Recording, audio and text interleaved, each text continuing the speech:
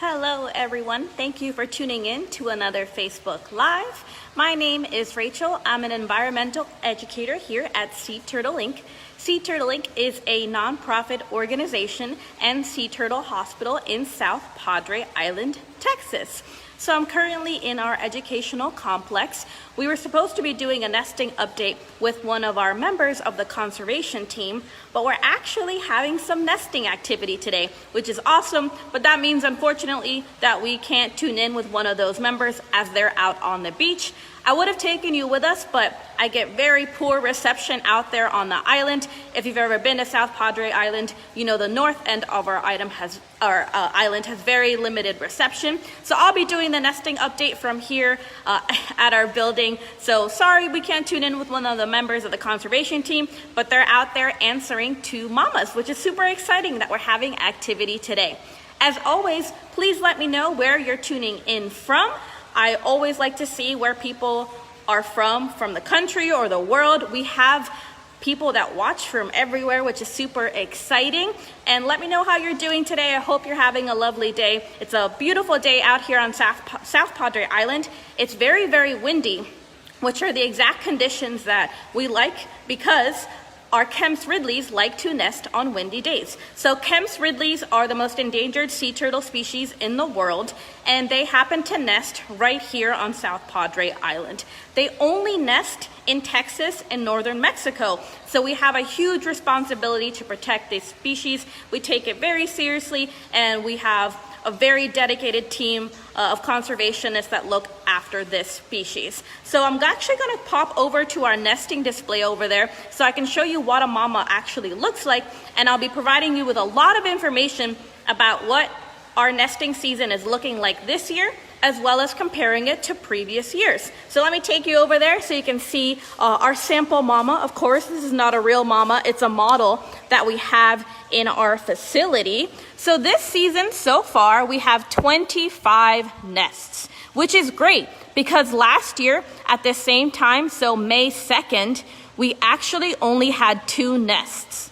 So currently we have 25. Last year on May 2nd, we only had 2. So that's super exciting. We're really excited about that.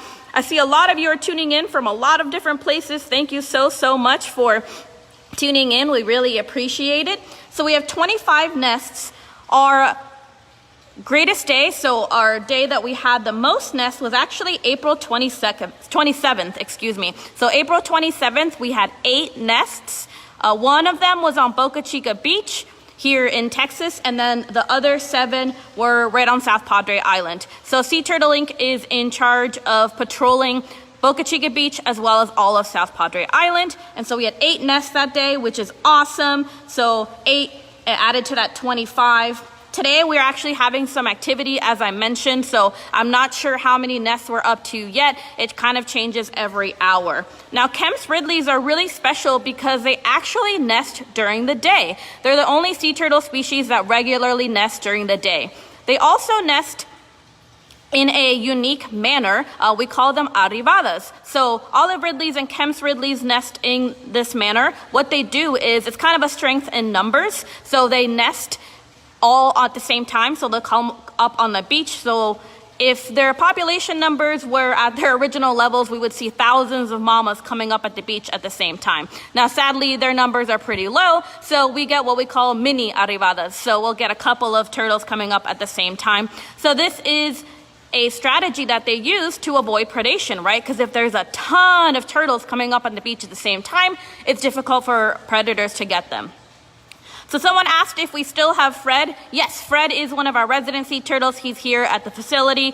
He got fed this morning, doing very well. If you have any questions along the way about nesting season or the nesting process of Sea Turtle Inc., please let me know. I would love to answer your questions. I have a lot of data I can share, which I'll continue to share some of those numbers because I think they're super interesting, but let me know if you have any questions.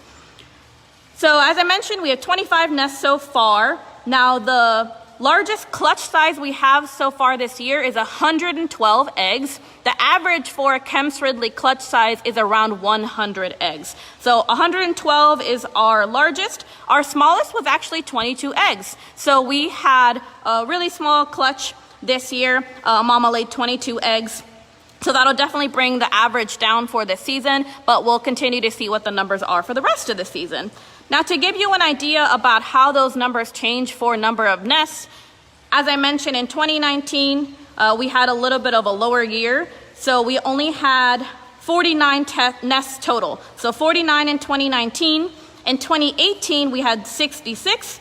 And in 2017, we had 100. So we're hoping for a big year this year. We're really excited because nesting season is off to a great start. Now, to give you some ideas about our patrol efforts for 2019, since that season has concluded, we have some really good data that I want to share with you to give you an idea what this year will kind of look like. So last year, with the help of staff and volunteers, we logged over 4,000 hours of patrolling in the season. So nesting season starts in April. We usually start patrolling a week or two before April, just in case we get any early nesters. And it continues through August because Kemps Ridleys usually wrap up around July, but other species can actually nest through August, like the green sea turtles and the loggerheads. Now, we get very few of those nests, but even if we're only getting one or two, we want to make sure that we're protecting those nests. So last year, as I mentioned, over 4,000 hours of patrolling.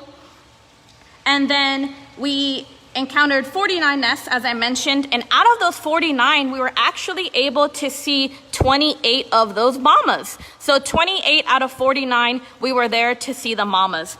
And we actually tag the mamas, so we're able to identify them, which is super exciting. So we recorded 23 unique individuals, as they will return 2 to 3 times per season to lay eggs. So out of those 28 encounters, 23 of them were unique individuals. We had 10 that already had tags, and then the other 13 we were able to tag as new mamas. Well, someone's asking to show the whole body. So this is a Kemps Ridley model. You can see they have a very oval shaped body. And this is what it looks like when they're actually laying their eggs. You'll notice those eggs look a lot like ping pong balls. They actually feel and look exactly like ping pong balls. This is a cloaca, so that's where the eggs are actually coming out from. And as I mentioned, they usually lay around 100 eggs per clutch. So they're working really hard, and they'll do that 2 to 3 times per season. They'll come back around every 2 to 3 years. Now, we use all of our data each year to update those numbers. So I believe last year, at the conclusion of the 2019 season, the interval between the mamas nesting was around 2.8. So that's why we say that they return every 2 to 3 years. Of course, all those numbers are continuously updated based on our data and data of other organizations that help protect this species. So that's what the mama looks like. Kemps Ridleys have kind of a gray colored shell. And if you're curious as to what the hatchlings look like, which of course they're very adorable, this is what a hatchling looks like. So this is my hand compared to the hatchling. So you can see they're very, very tiny. They're very, very adorable. And we protect these nests in our corral facility, and we have about a 90% success rate. So from egg to live hatchling, we have about a 90% success rate, which is really high. And that's why we actually build the corral facility to protect these nests, because out on South Padre Island, there are various factors that would affect the survival of those hatchlings. One, you can drive on the beaches in Texas. If you're not from Texas, you can drive directly on the beach, right? So we don't want people running over the hatchlings or the nests. Predators are the big one though. So there are coyotes, raccoons, feral cats, whatever it may be, birds. They will eat the eggs, and it's a really sad thing to see because this is an endangered species. So we protect them in our corral facility. Someone asked how many eggs are in nest number 8. That is the nest that you're sponsoring. I'm not exactly sure of that number, but I will go in and look at our data and I'll get back to you. Thank you so much for sponsoring a nest. That is something that we offer here at our facility. You get to sponsor a nest, which is really, really special. So we kind of update you on the numbers. We'll send you photos, and it's one of our many different adoptions that we offer. You can also adopt a hatchling. So if you want to sponsor a hatchling, you get to give it a name, and that's a way for you to donate to our conservation department directly. So going off of more data, so as I said, last year was a pretty low year for us. We only had 49 nests, and we still released 3,649 hatchlings. So that's a lot of hatchlings that we were able to release. So you can imagine this year is already off to a great start. So we're expecting that number to be even higher. So we're really, really excited. See some of the hatchlings. And then I can actually show you what the chamber looks like. So this is the display that we have at our educational facility. We are still currently closed to the public, but we are figuring out a date for opening soon. We'll announce any of changes, right? So whether it be what day we're opening or if we have an idea of when we're opening on our Facebook and our website. So any changes or any announcements will be made there. But this is what a chamber looks like for a Kemps Ridley. You can see it's kind of a funnel shape. So they dig this chamber and they'll deposit the eggs here. And then we will actually excavate this chamber, replicate it in our corral facility completely. So we replicate this chamber, this funnel shape, and they'll incubate in our corral facility for around 45 to 55 days. After then, the hatchlings will hatch, which I can show you what that looks like. So the hatchlings will actually hatch out of the eggs, and they will emerge and make their way up the chamber.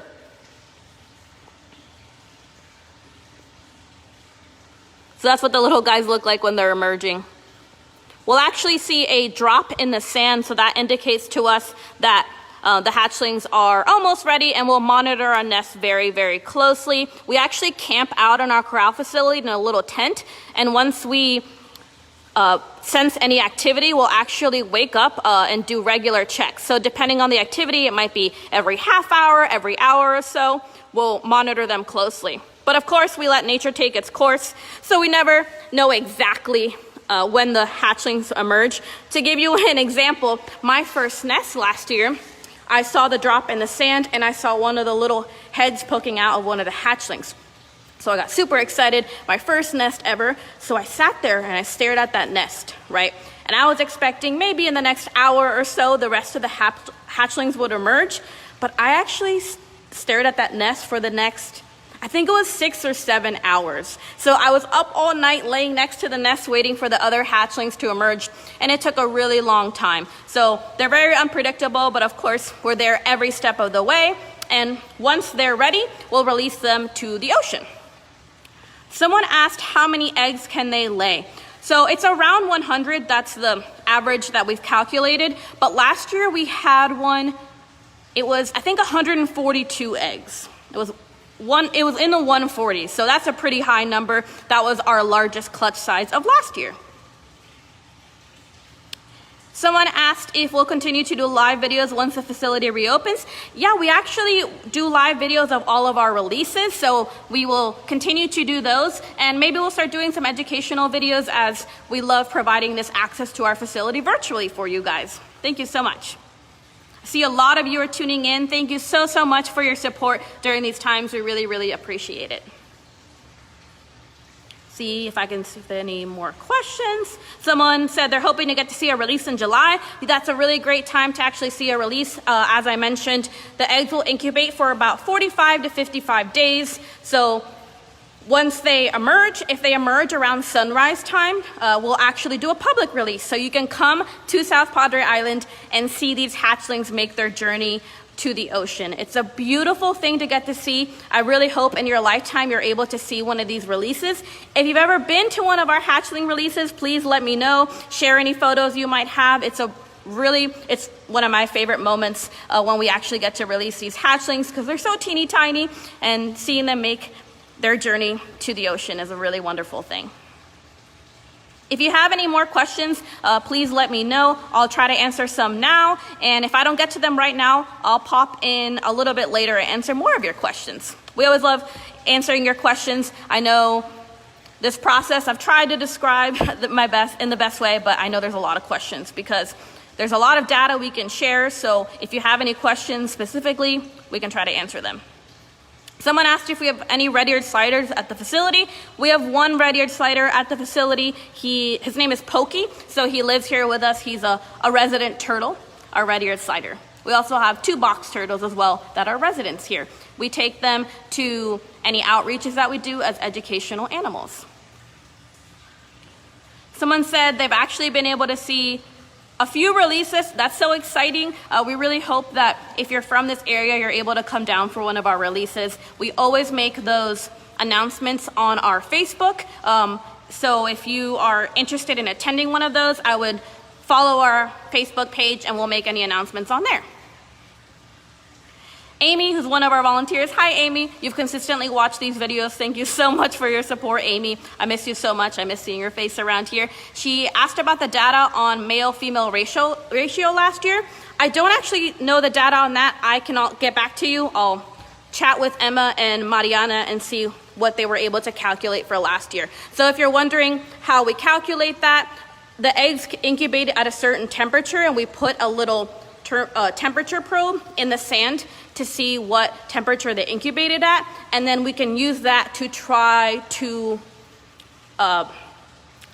make a assumption, because we're not exactly sure, but we're able to see what the female to male ratio is, because at a certain temperature those eggs will be female, at a different temperature they'll be male. So we're actually able to kind of determine that. So I will let you know, Amy, once I know. If anybody else has any more questions, please let me know. Thank you so much again for tuning into these lives. So I'll kind of wrap up for the day. If we have any more activities, we'll update you in the comments, so I can actually post at the end of the day how many nests we got today. It's very windy, so we're hoping for a lot of nests today. I'll let you know what number we're up to by the end of the day. So we started today with 25 nests, so hopefully that number grows. Thank you so much for tuning in. If you have any more questions, please let me know. And as always, I hope you have a lovely day. We'll see you in 2 days. Bye.